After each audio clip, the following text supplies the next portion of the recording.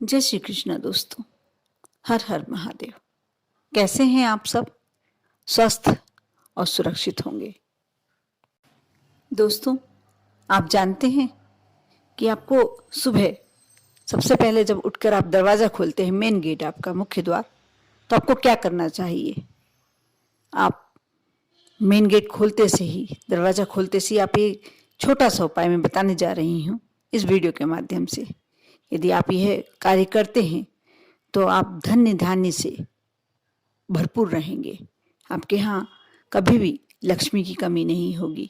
असफलता आपको मिलने वाली ही नहीं है। हर कार्य में सफलता ही मिलेगी।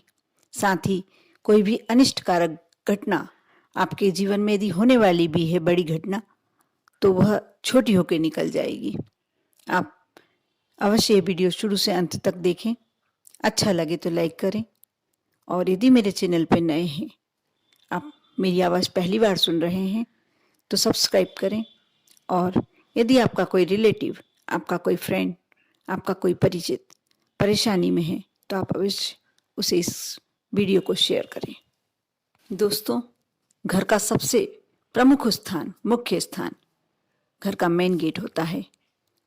कमरे, रसोई घर, इन सबसे ज़्यादा यदि कोई महत्व रखता है हमारा मेन गेट।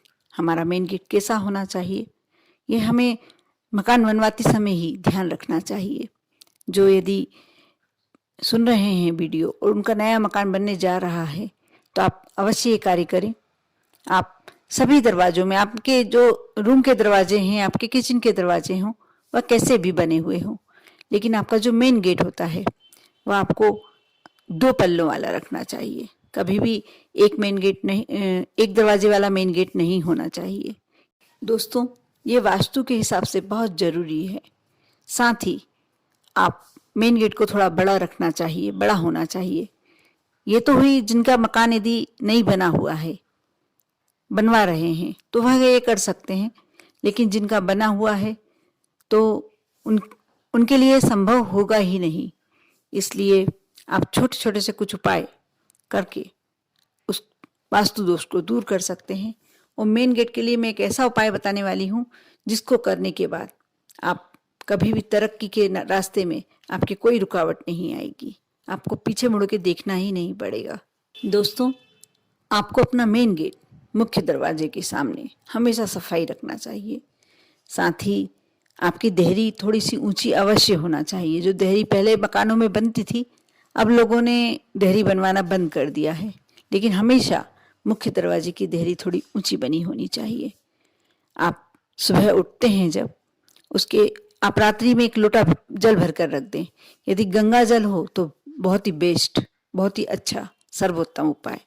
लेकिन यदि गंगा जल नहीं है तो आप साधारण जल भर के रख दें, उसमें एक तुलसी दल डाल दें, और सुबह उठकर आप अपने दरवाजे के मेन गेट के दोनों तरफ, दोनों जो आपकी देहरी है, दोनों तरफ थोड़ा सा छिड़काव कर दें। आप देखना आपके जीवन में कैसा परिवर्तन आ जाएगा। सारी रुकावटें दूर हो जाएगी, क्योंकि माँ लक्ष्मी का रास्ता मुख्य दरवाजे से ही होकर आता है अंदर। इसलिए आप अवश्य यह उपाय करें।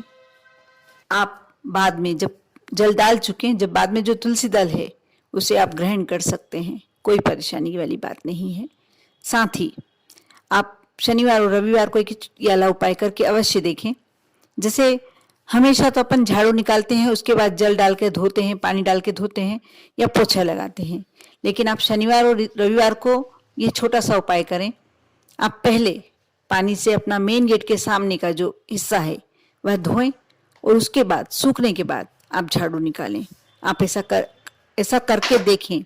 इसको करने से आपको एक अलग उत्साह की लहर आपके अंदर आने लगेगी। साथ ही पॉजिटिव एनर्जी, आपकी जो नकारात्मक ऊर्जा है आपके घर से, वह बाहर निकल जाएगी, और जो पॉजिटिव एनर्जी, सकारात्मक ऊर्जा आपके घर के अंदर प्रवेश कर लेगी। इस उपाय को करने से आपके घर में यदि किसी ने जादू करके रखा है, आपके घर में किसी ने कोई बुरी आत्मा प्रवेश कर गई है, तो वह निकल जाएगी और कभी वापिस नहीं आएगी। कोई नजर लग गई है तो वो भी उतर जाएगी। आप प्रत्येक दिन पोछा लगवाते होंगे घर में, साफ सफाई करवाते होंगे, लेकिन आप इस बात का अवश्य ध्यान रखें। पहली बात तो ये है कि आप सप्ताह में एक बार समुद्री नमक मिलाकर अवश्य पोछा लगवाएं।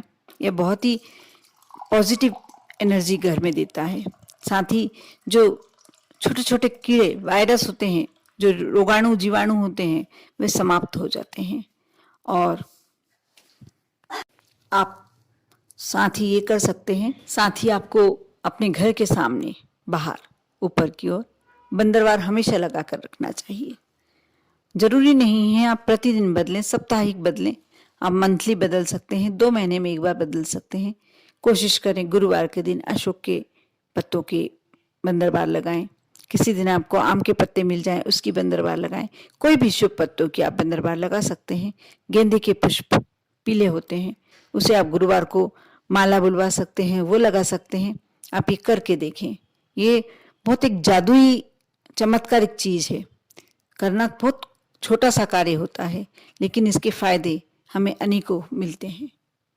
मेरे पहले वीडियो में किसी ने प्रश्न पूछा था कमेंट्स में कि क्या हम मुख्य दरवाजे पर गणेश जी के फोटो लगा सकते हैं। बिल्कुल, लेकिन गणेश जी की पीठ पर बोलते हैं दरिद्रता का पीछे तरफ जो बैक साइड होता है, दरिद्रता का निवास होता है। इसलिए आप जब भी उनकी फोटो या प्रतिमा लगाते हैं तो आपको अंदर की ओर लगाना है, मुख्य दरवाजे पर अंदर की ओर, जिससे पीछे का भाग बाहर की ओर जाए। या आप ऐसा करके भी लगा सकते हैं, आप मेन गेट पर लगा दें गणेश जी की फोटो या प्रतिमा, जो भी लगाना चाहते हैं। पीछे आप एक गत्ता या कुछ भी ऐसी चीज लगा दें, या एक बाहर की तरफ लगाएं, उसके जस्ट पीछे आप दूसरी फोटो लगा दें। इससे वह दोष समाप्त हो जाएगा। आप कर सकते हैं और बहुत शुभ होता है।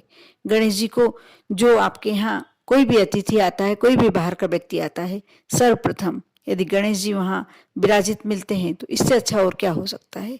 गणेश जी खुद रिद्धि सिद्धि शुभ लाभ के दाता हैं, इसलिए आपको अवश्य मुख्य द्वार पर लगाना चाहिए।